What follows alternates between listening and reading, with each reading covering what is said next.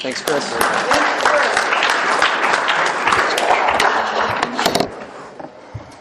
And Mr. West is going to come and do chips.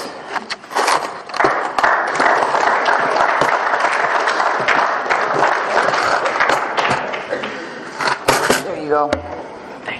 I'm going to hand them to you. Here. Hey everybody, my name is Wes Rogers. I'm a recovered alcoholic. Here at the Fourth Dimension Group, we celebrate periods of recovery with chips. Anybody starting this way of life want to pick up a white chip, or a silver chip? Coming back? All right. 1 month. Anybody got 30 days? 60 days. Old timers. I have Vanna White with me here, by the way. So. I don't have to get back up and down. 90 days. I'd like to buy a vowel.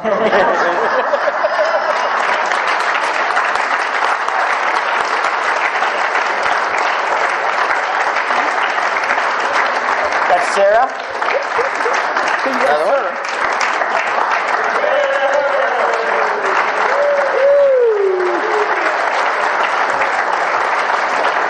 That's Chris. Anybody else? 6 months. All right.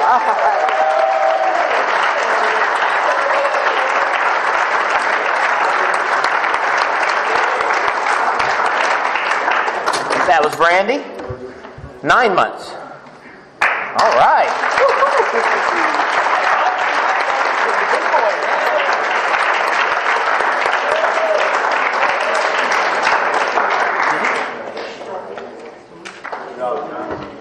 And that's Jenny with 9 months.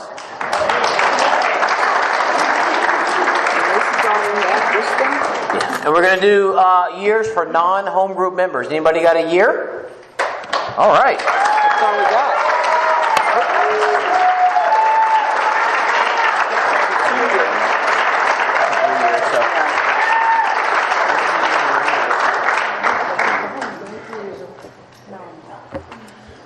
All right, Melanie with 1 year.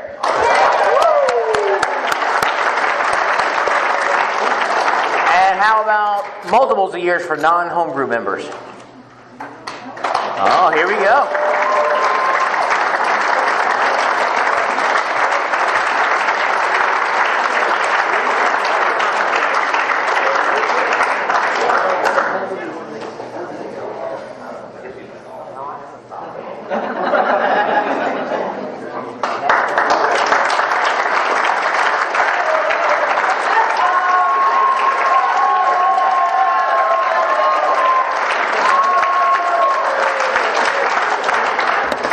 Really bad at this. I know I got Ethel with 8 years, Don with 3, Pat with 14. Got the years right.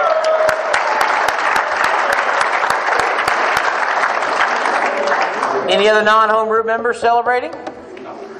All right, now we got home group members. Thanks, Wes. Thank you, Wes.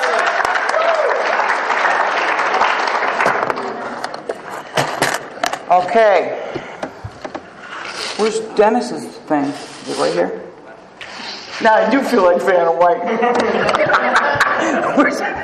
Penny's gonna give Dennis his. Where is it? Right here. Is it right up there? Oh. Well, come on up here, honey, and do it. So we're going to get out of it. To Dennis, 30 years. I don't know how he ever did it, but he did. My best friend.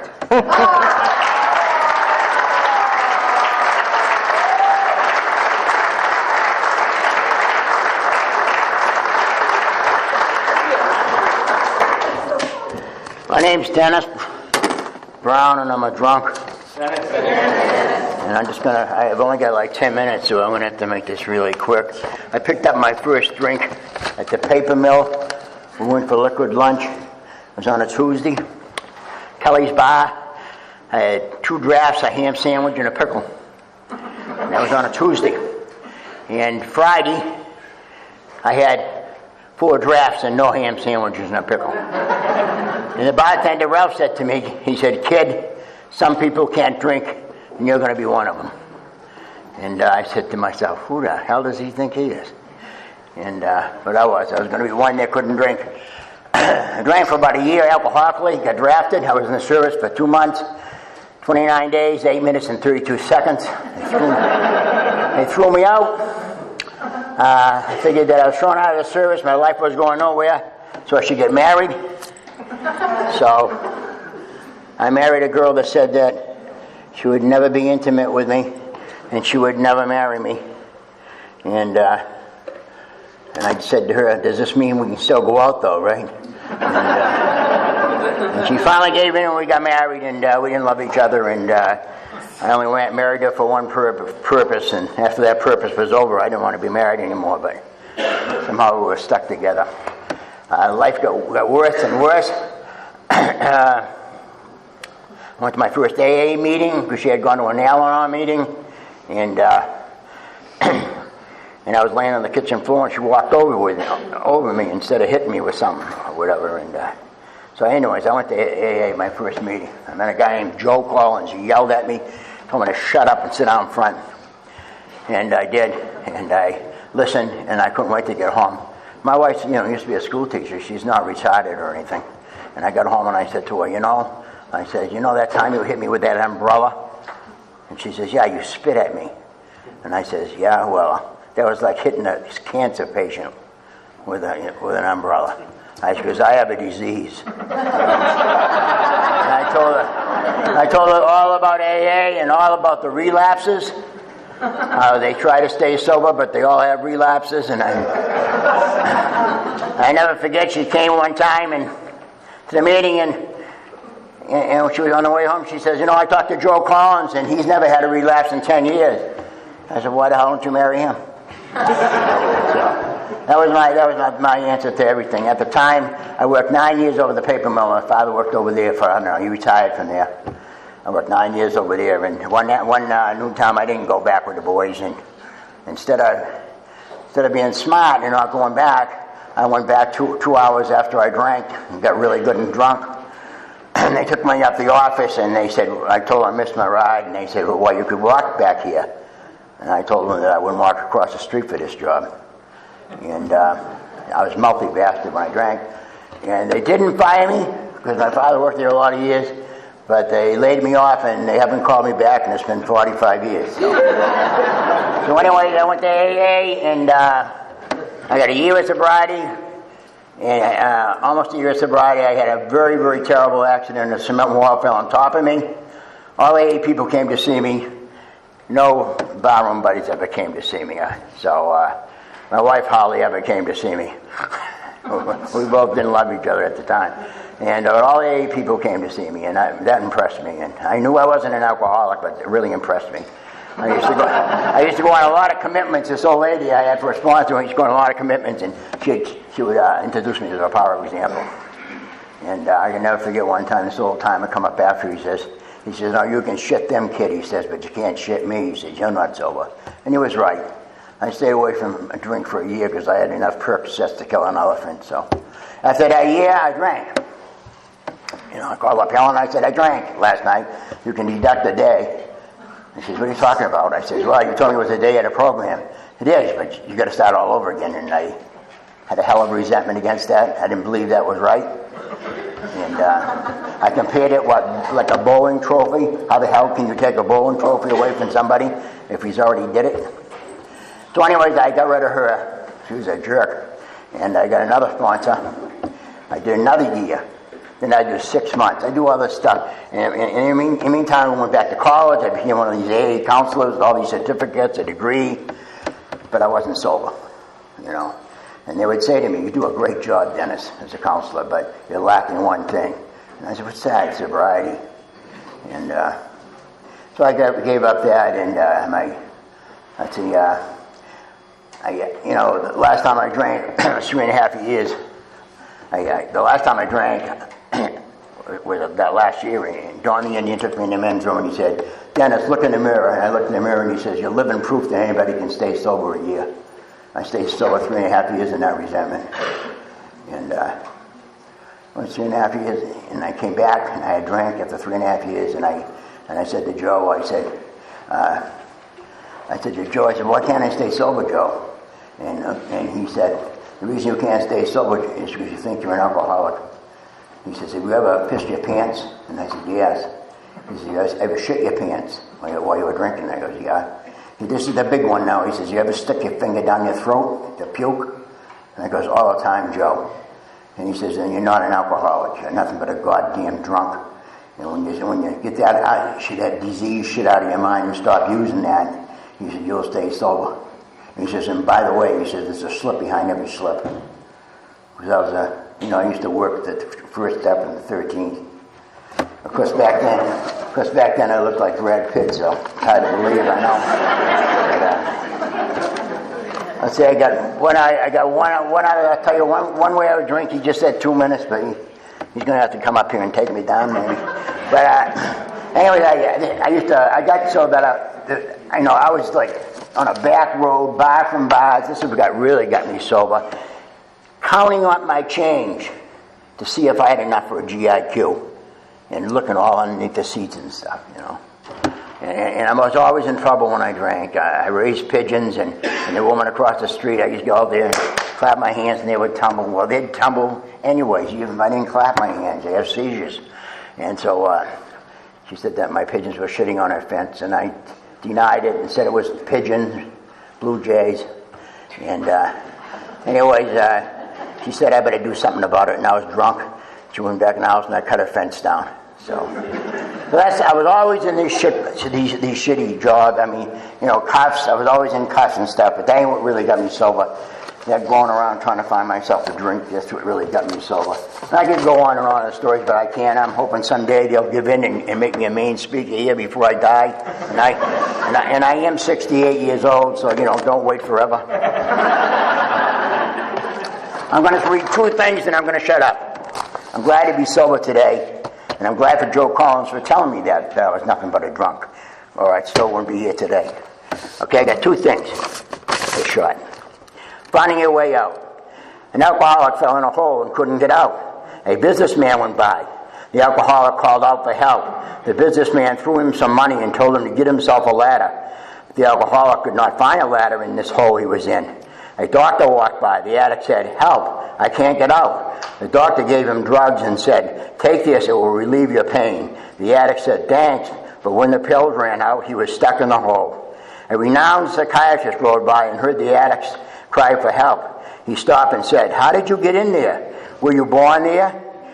Were you put there by your parents? Tell me about yourself. It will elevate your sense of loneliness. So the addict talked with him for an hour, then the psychiatrist had to leave, but he said he'd be back next week. The addict thanked him, but he was still in the hole. A priest came by, and the addict cried for help. The priest gave him a Bible and said, I'll say a prayer for you. He got down on his knees, and he prayed for the alcoholic, then left. The alcoholic was very grateful. He read the Bible, then he was still stuck in that hole. A recovering addict happened to be passing by. The addict cried out, hey, help!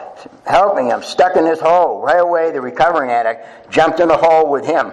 The addict said, what are you doing? Have you lost your mind? Now we're both stuck here. The recovering addict said, it's okay, I've been here before. I know the steps to get out.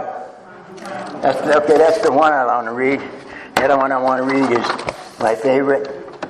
And I dreamt one night I passed away and left this world behind. I started down that lonely trail some of my friends to find. I came to a signboard on the trail. The direction says, turn right to heaven, left to go to hell. I haven't been good on earth, just a hopeless, drunken addict rake, and knew there at the crossroads the path I'd have to take. So I started on that rocky road that leads to Satan's place. I shook with not knowing just what I'd have to face. Oh, Satan met me at the gate. What is your name, my friend? I said, I'm old Dennis that's come to a sad end. He glanced through his files. You made a mistake, I fear. You have listed as an alcoholic and an addict. We don't want you here. I said, I'm looking for my friends, and a smile stole on his face. If your friends are drunks or addicts, they're in the other place. So I went back to the way I came toward the crossroads I did see. I turned right to heaven as happy as I could be. St. Pete smiled and said, come in, for you I have a birth.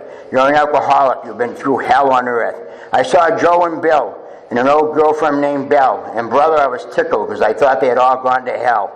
So brothers, all take warning.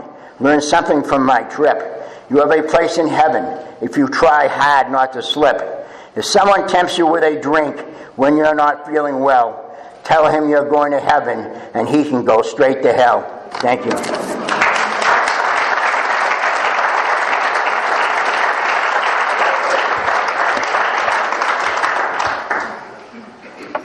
Up next is Dan to give Bob his snow globe. Bob's not here. We got 4 more other people volunteering. Okay. So Chris is going to give Jenna her snow globe.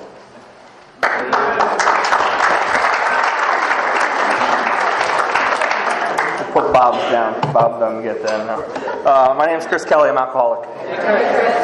And Jenna asked me to do the great honor of presenting her with her snow globe. And,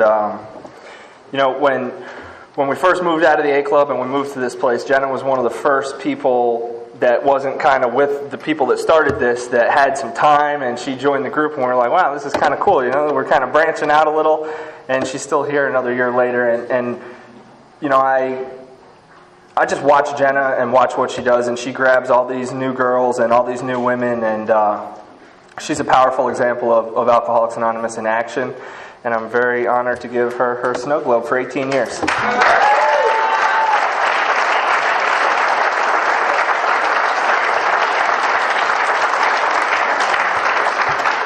Hi everyone, my name is Jen. I'm an alcoholic. I'm glad to be here tonight with everyone. My sobriety date is July 22nd, 1994. This is my home group, Fourth Dimension group. We fellowship every Friday night after this. Y'all are welcome tonight to come out and fellowship with us, celebrate our recovery. And I have a sponsor. And thank you, Chris, for what you said. The funny thing is when this meeting started over here, I was dying. And I had run into Joe Hudson at the A Club.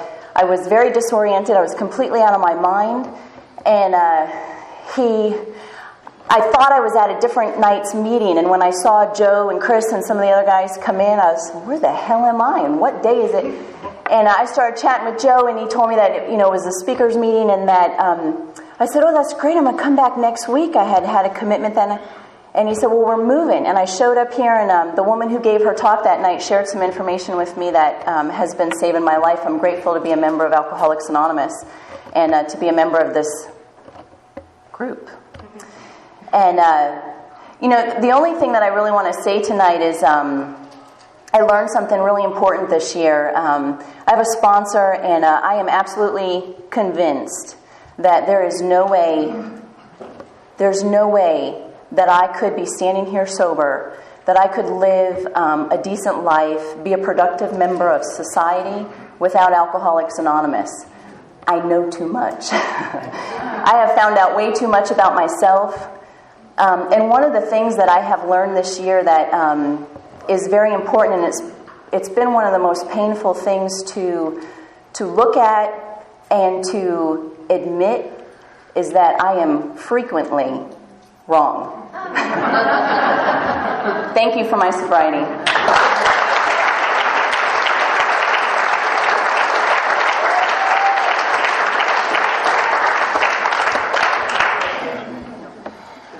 She was the first woman here, too.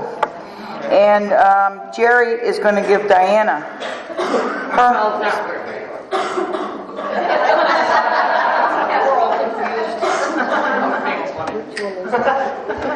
Which one's yours? This one? Yeah. Thank you. My name is Jerry. I'm an alcoholic. Hey, Jerry. My home group is the Sunday Morning Gratitude Group. I've been going to that group since I came into AA 29 years ago. Actually, I was opening up the club a couple years after that. I opened the club for about 5 years. I opened it and cleaned it every day, and that's where Diana used to come in and sit and talk with me probably 2 or 3 days a week. And we would exchange a lot of ideas, etc. And now, when I see her nowadays, though, I can see the changes that AA has made in her because she's worked the program. And I think it's wonderful. she has such a generous way about her. She's very kind and loving, and she has a loving heart. And I'm happy to give her this tonight. Thank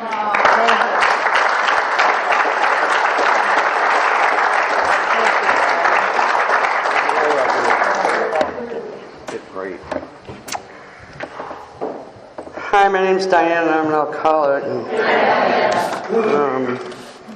Jerry, thank you. I love you very much. I get very emotional during my anniversary, and God, the first year I was in AA, I think all I did was cry. And you know what you'd do is look at me and I'd cry. The hardest time for me is when I say, thank you, because it seems so feeble for what you all have done, but it's all I have. So, Jerry, I tell you what, this lady has been there for me for 13 years. She has supported me financially, morally.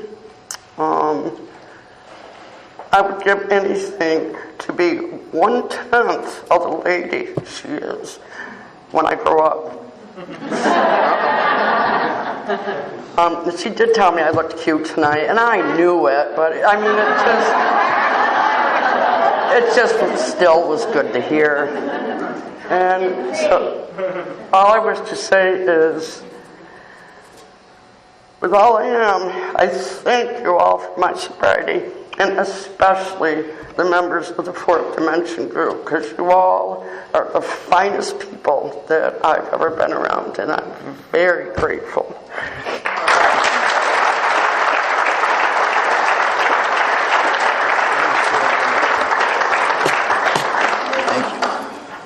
Vanna White doing her job. Okay, and next we have Monica giving Susie her snow globe.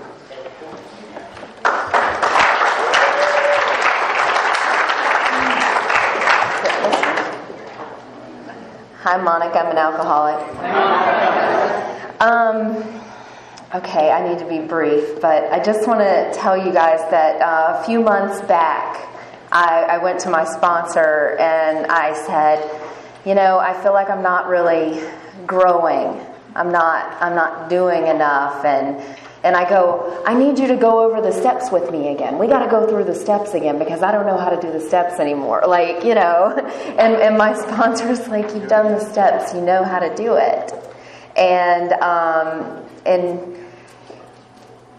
I don't know. And so through that, she said, pray about it. You know, my sponsor said, pray about it, you'll figure it out. And then I had this wonderful woman come into my life and ask me to sponsor her. And through this, I've been able to do the steps again and feel a part of the program again. And, you know, when you come into the program, they don't tell you, you know, well, they tell you it's not all about you, but if you look at the steps, the first, you know, 11 are about you. But then you get to that 12th step and it starts talking about carrying the message to another alcoholic. And that's the real reward. All of those other promises, but the real reward is watching another alcoholic grow in this program. And I am so fortunate to have this woman in my life and to become friends. And watch the light in your eyes just come on and that willing to go to any length. This woman is willing to go to any length, and I've watched it. And I love you, and I'm completely blessed to be your sponsor. Susie.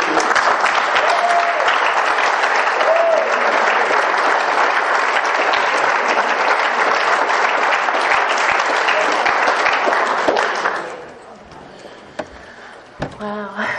Hi, I'm Susie. I'm an alcoholic. And, wow, I can't believe I'm standing up here. My sobriety date is July 25th, 2011. I had been out there again for 10 years, and I found myself in my apartment in Carrollwood with 2 police officers knocking at my door. And they dragged me to a detox. And I didn't really have a choice, so The judge said, just wait there unless you want to wait in jail. And I was like, no problem. And they took me to Tarpon Springs Axe. And I landed there July 25th. And this home group, we really looked forward to our meetings. I can't say that. That's not true. For me, it's been a really long year. And there's been so many changes in my life. And I have just become stronger. I don't know, it's been painful because I have to look back. And it's scary because I'm looking forward. But I keep going, and with this group and friends, and a lot of these people came into Acts to see me, and they're beside me, and I have their, I don't know, I just love you all so much, and I'm losing what I'm supposed to say, but thank you so much.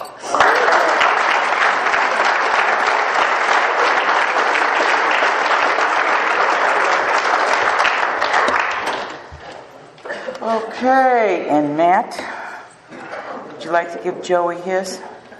I would love to. My name's Matt. I'm an alcoholic. I think it's extremely rare that people like Joe come along where they come in willing to do whatever it takes. And Monica said it very well, better than I could, I think. When I met Joe, I was going through a rough patch. It was the night of my 1-year anniversary, and there was so much excitement going on and other things, but inside I was at a low point. And I met this guy. He asked me to sponsor him, and it has been an absolute blessing. The 12th step truly is something that brings me the most joy in my life, to see other people succeed, and I'm very happy to see Joe's family here. That's awesome. Excellent that they came to support him. I want to thank Joe, and why don't you come on up.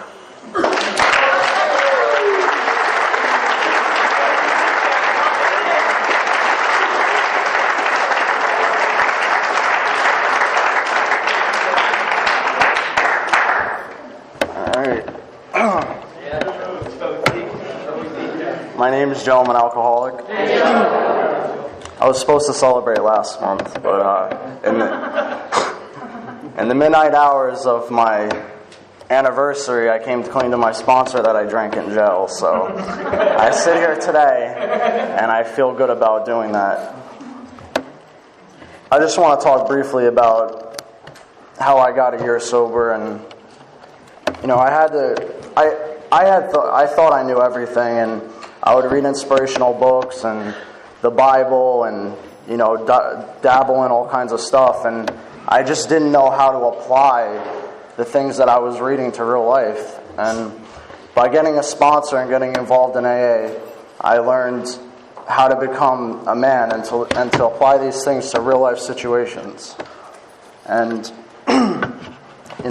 by going through the steps with a sponsor, I was able to get the spiritual experience that it talks about. And the spiritual experience was just changing my reaction to life. And I do things sometimes completely opposite today that I would have done a year ago. And I'm truly grateful to be here today. So for our speaker tonight, I had a friend recommend this guy. He has a real good message. So without further ado, I'd like to introduce Chris.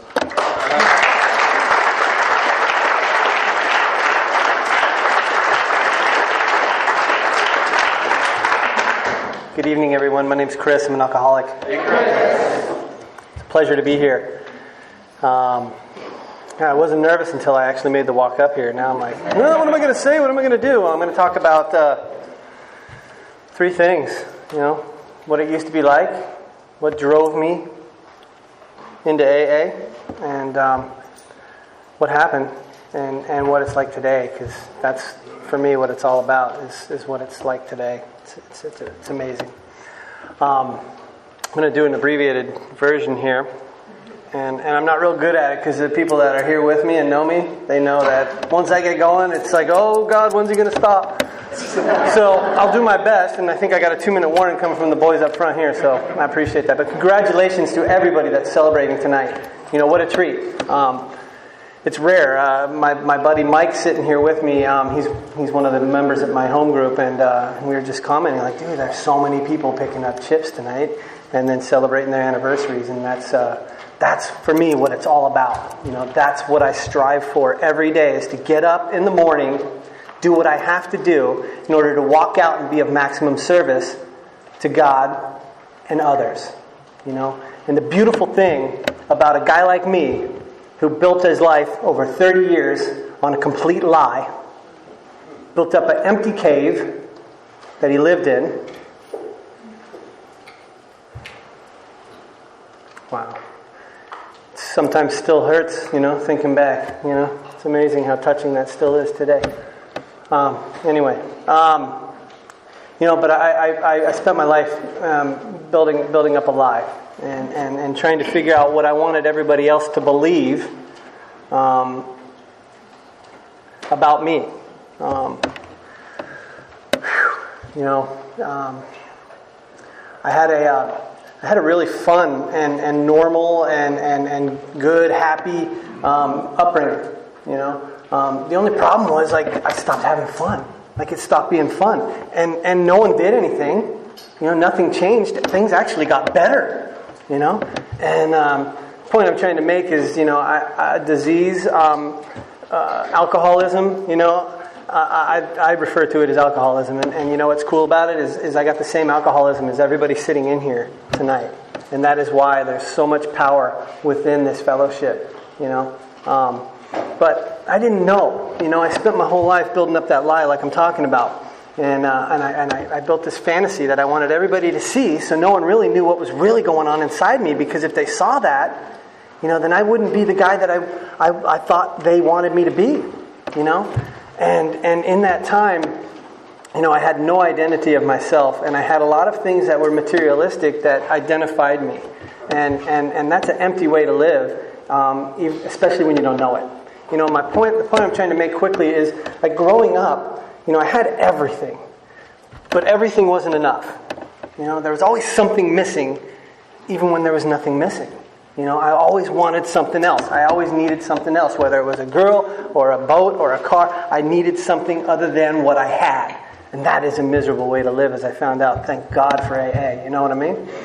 But anyway, that emptiness and that lie just built and built and built. And the problem I had, and this is what I'm trying to make the point of, is like I went through 30 years of life not knowing that I had a problem.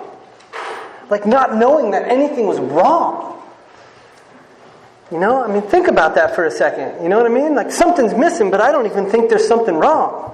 You know? Not with me anyway. So I perfected the art of alibis. I perfected the art of everybody else is to blame. And if they only did this, I was the director and blah, blah, blah. You know, I mean, I fit it to a T. And, you know, unfortunately, even though I was miserable, I had conditioned my life for X amount of years to be miserable. So that's what I thought my life was, you know, and I often remember going like, well, you know, some people, that's just life. That's just my life. So I accepted the misery because I conditioned myself to know that as the only life I knew. That's all I knew, you know. And like I said, I had a blast for a while. I was the center of attention. I was the party man. I mean, dude, I'd have parties growing up from about 17 years old on. I'd have parties like 100 plus, and I wouldn't even show up. You know what I mean? To my own house. And, you know, it started early. And just real quick, I got a DUI when I was 16 years old, driving to a very prestigious soccer camp. So I just got my license in June. The soccer camp's in July. Guess what? DUI done. You know, and then I passed out of my prom. Spent the night on the bus, missed the award, and made everybody's night, especially my girlfriend at the time who was supposed to get the award with me, whatever. You know, and still nothing was wrong, you know. And then I played soccer through college. I went to a high level with that, and I had all these opportunities that I could never finish because there was a priority in my life and I didn't even know what it was. And it sucked everything away from me. It took everything away from me, you know? And yeah, it was my choices, but dude, I didn't have a choice. From 17 on, I can pretty much count on one hand the amount of nights that I didn't drink. 17. You know, 18 years old, I'm still living at my house waiting to go off to college, and I have pints of pop-off, because I couldn't afford anything else. I had pints of pop-off in between my mattress and my bed spring. Who does that? You know? Exactly. Thank you. We all do, you know? But I didn't know there was anything wrong with it, you know? Anyway, so after the fun stopped and I started really having to drink for a reason, it progressed, and it progressed pretty quickly to the point where I was around the clock drinking at 30 years old. And I moved out here, the prodigy moved out here, starting a family, the baby's on the way, kick-ass job, huge house, huge this, everything else is checking out. I'm like, dude, I'm living the poster. You know, that poster where all the cars are out in the front of the yard and it says something about achievement or determination, whatever. So I'm living this poster that I tried to create my whole life. And I was so beyond miserable that I couldn't even express it to myself, so therefore no one else knew what was going on with me. But they knew something was wrong. And of course, the fiance knew what was going on because she couldn't trust me to stay sober for more than 5 minutes, you know. And anyway, the whole story played out. Kicked out of the house after the kid's born. Moved down here, and busted my neck hitting a tree. Another qualifier, because I think this is a good one. I ran out of Percocet, and pretty much I couldn't drink the Smirnoff because that was my ex's favorite drink. So I couldn't drink the Smirnoff, but I drank everything else. I mean, gross shit, gross stuff. I'm trying not to swear. I swear sometimes. Gross stuff, you know, like amaretto and all these things that you just don't drink, you know what I mean? But I had to. And anyway, I ran out of all this stuff, right? So I have a halo screwed in my head, and I ride my bike about a mile away to go to the liquor store and get a gallon of vodka, you know? And I didn't, dude, that's what I'm talking about. I didn't think anything was wrong. So I'm going to end right there. I didn't think anything was wrong, all right? So the problem is, I can't drink enough. I can't drink enough. I was around the clock. I couldn't work. I couldn't do anything except drink. I was living to drink and drinking to die. And nothing was working. So, anyway, the beautiful, beautiful surrender that I was unaware of until today, you know, until I got sober, happened January 13th, 2004. And I just hung up the phone with my folks, man, and they're living in California, and it's 8:30 here. So that means it's 5:30 there. So here they are, like, dude, wondering about their little prodigy and calling them at 5 because they can't sleep, you know, and I couldn't sleep because I couldn't drink enough to pass out anymore, and they're calling me, and I'm, you know, for about a year and a half after I got kicked out of the house, it was always about tomorrow. I'm like, yeah, I'm getting on that tomorrow. I promise, Dad. Okay, Mom, yeah, I'm going to do that tomorrow. I'm going to do that tomorrow. Tomorrow was a year and a half, man, and that day, whatever reason, I said, you know what, I'm getting on that today, and I don't know if that was the entire difference. But when I was crying and I went to the freezer, opened up the freezer to get the vodka out because I couldn't go on, and I couldn't go more than like 2 hours without getting like shakes. Okay, so I was physically in trouble if I wasn't drinking. And I shut the door, and there was a picture of my kid that I was still estranged from. Got partial visitation if I was able to blow on the breathalyzer that my wife bought me. So here I am. I shut the door, and that was it. You know. I had it right here. I mean, I'm shaking like this, but this is the crazy part too. Listen to this. I'm shaking. I can barely get that smooth. I mean, like smooth. And I got it right there, and the door shut, and there was my kid, and I'm like, dude, wow. After I just lied to my parents again, something happened, you know. And I threw that bottle away, and I barely made it back upstairs. And when I got upstairs, my whole life had just gone. My whole life, as I knew it, was gone. So basically, I was still alive, but I was dead, you know, and I don't know if I'm glamorizing this or not, but I'm pretty sure I just fell on the floor. I didn't have any strength left, and I couldn't go anywhere because I couldn't stand up anymore. And I made it to dry dock. I mean, how does that happen? Thank God I know why today. But I made it to dry dock, and this lady, Robin, and God bless her, I pray that she's still sober and living the dream. She hugged me. And, dude, you know, it was like I'd never been hugged before, you know. And what I know that was, I didn't know what it was that night, but what I know it was today was hope. It was the first little piece of hope I'd had in like 5 years, pretty much ever, but for 5 years, because it was really bad for the last 5 years. And with that hope, I was able to stay up all night, have a heart attack 18 times, and make it back to the meeting the next day. And over the course of the meetings, these guys found me. I almost said I found these guys. These guys found me, and they were from Ozona. And what these guys did was they put their life on hold to go to a meeting with me every single night for over a year. They had families, they had jobs, they had this, they had that, every single night. And since this is the abbreviated for it, I'm going to tell you what I love to do, and where I got my passion, and where I got my conviction to carry this message and help other alcoholics from those guys. They saved my life. In combination with other things, of course. But they saved my life. Because every single night, they gave me an example of what I could do, how I could be, what to do to stay sober. It's all about not drinking. It's all about this. It's all about that. They helped me to create a priority system in my life. Number 1, sobriety. Number 2, everything else. And I fought it. I hated it. I wanted to drink a lot. But I got through it. I got through it. And when I got through it, what I realized is what I strive for today. That same set of priorities. Today it's all about one thing. I got to have this, or else I can't give it away. Guess when I'm on top of the world? When guys are calling me with their problems and I'm forgetting about my stuff, which is very high class these days. I'm forgetting about my stuff. And all of a sudden it's noon and I'm like, oh my God, dude, I'm flying through this day. I just finished another job. Here we go. And then my sponsor calls, hey dude, I just landed in LA. And I'm through this day today. Here's my day today. I wake up. Let's start. Here's my day today. Last night, thank you. Page 86, there's a paragraph. Talks about when we retire at night. Right?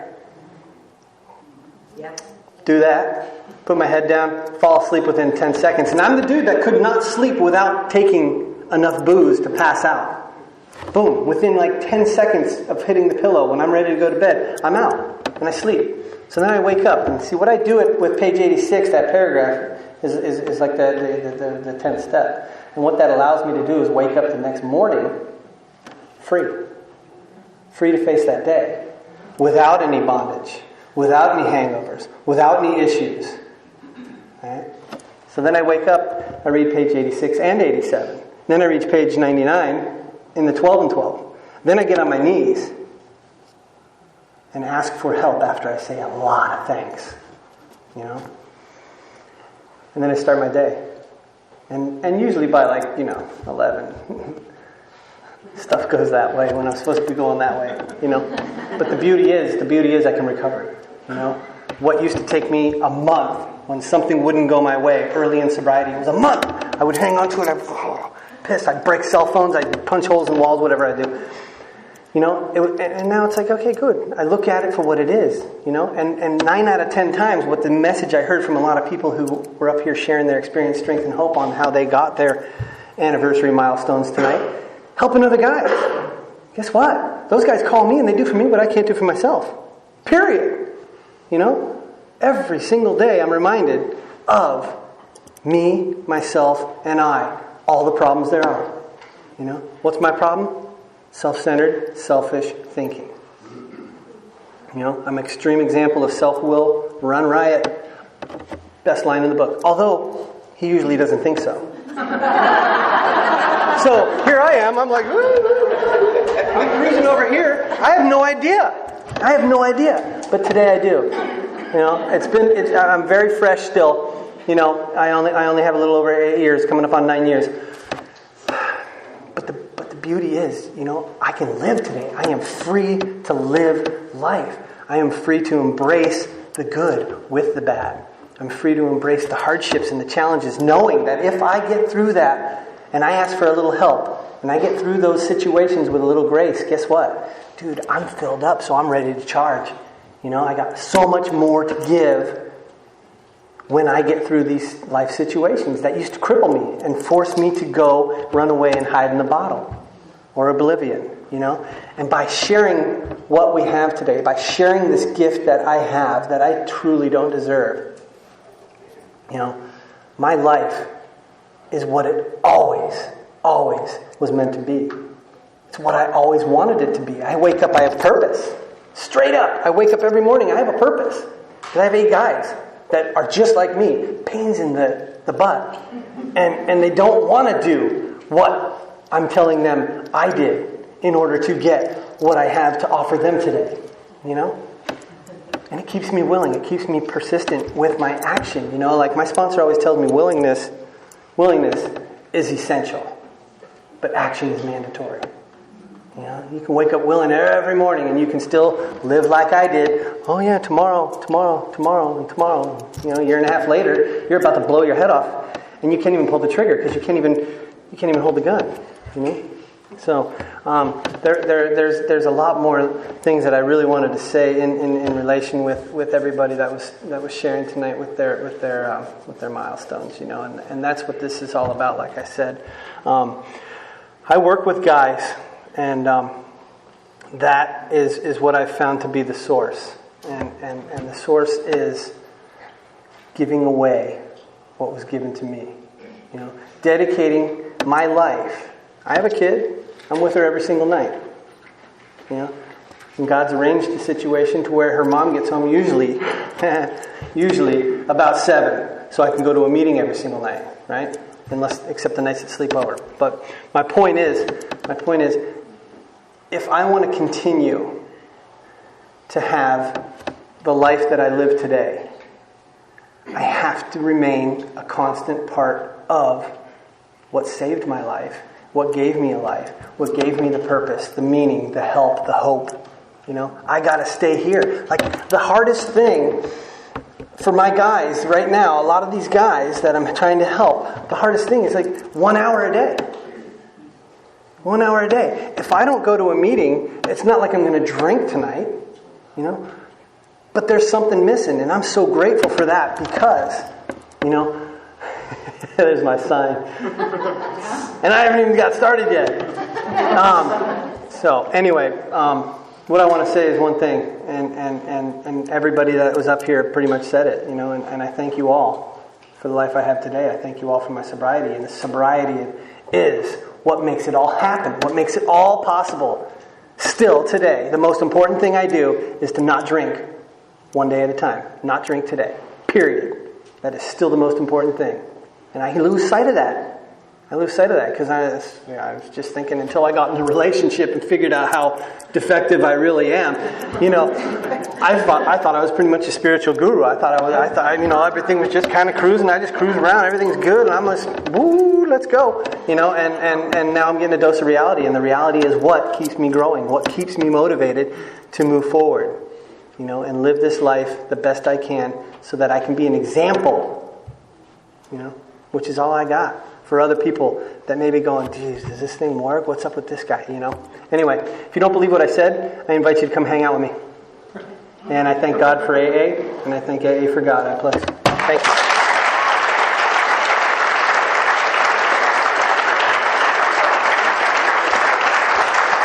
Thank you, Chris. Okay, we passed the basket in accordance with the 7th tradition, which states we should be fully self-supporting, declining outside contributions. If you would like to become a member of this group, please see me or any other group member after the meeting. Would the group members please raise your hands? Is anybody willing to become a sponsor? Please raise your hand. Please get with somebody who's got their hand up. Now, Matt will do the announcements.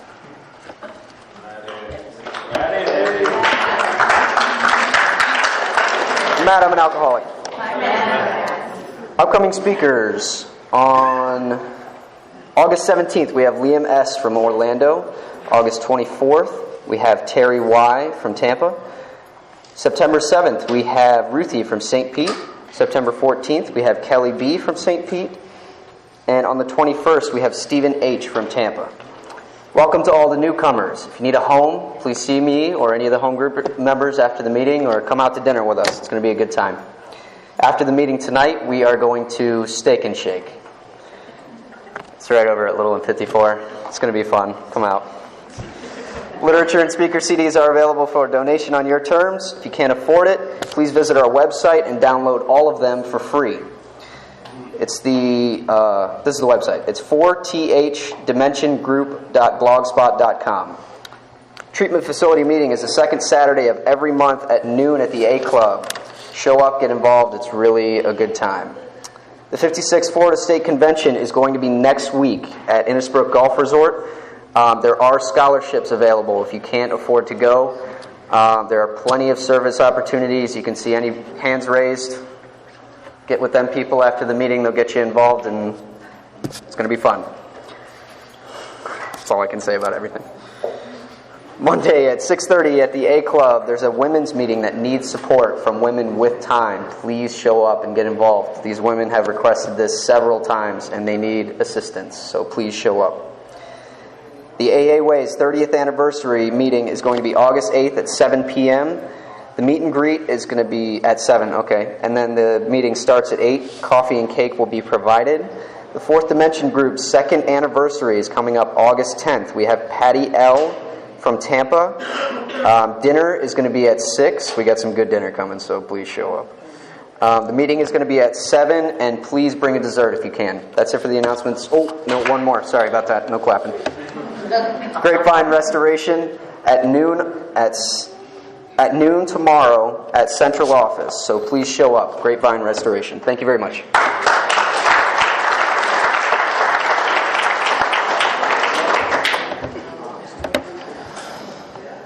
Okay. Oh, Jen, are you going to do the 10-step promises? We didn't know if you were doing it. Hi everyone, I'm Jenna. I'm still an alcoholic. Y'all are invited to come Monday night. We're going to be celebrating over at the Monday Night Speakers Group in St. Pete. I'll be giving my talk there. My sponsor will be in town. It's a big party. So if you're available, it's in St. Pete. Come out and celebrate with us. And these are the 10-step promises. And we have ceased fighting anything or anyone, even alcohol, for by this time sanity will have returned.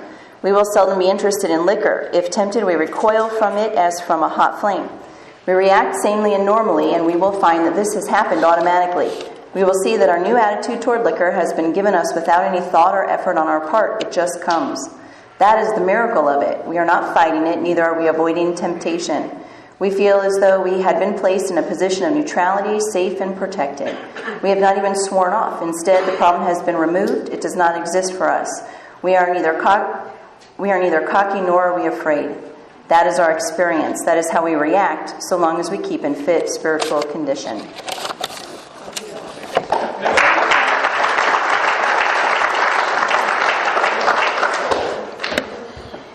And finally, Travis is going to close with the 12th tradition. And there's cake that people can take home when the meeting's over. My name's Travis, and I'm an alcoholic. Under here? Oh, under here. Under where? Shut up. And finally, we of Alcoholics Anonymous believe that the principle of anonymity has an immense spiritual significance. It reminds us that we are to place principles before personalities, that we are actually to practice a genuine humility, this to the end that our great blessings may never spoil us, that we shall forever live in thankful contemplation of Him who presides over us all. May I close with the Lord's Prayer?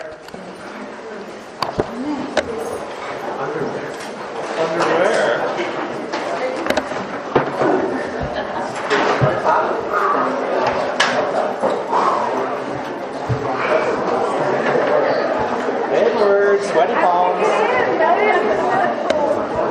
Come on, no, it's me. Come on, get in here. We're going to sweat together.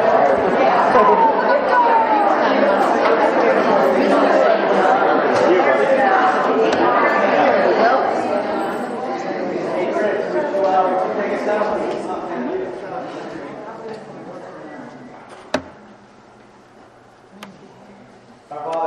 Our Father, who art in heaven, hallowed be thy name. Thy kingdom come, thy will be done, on earth as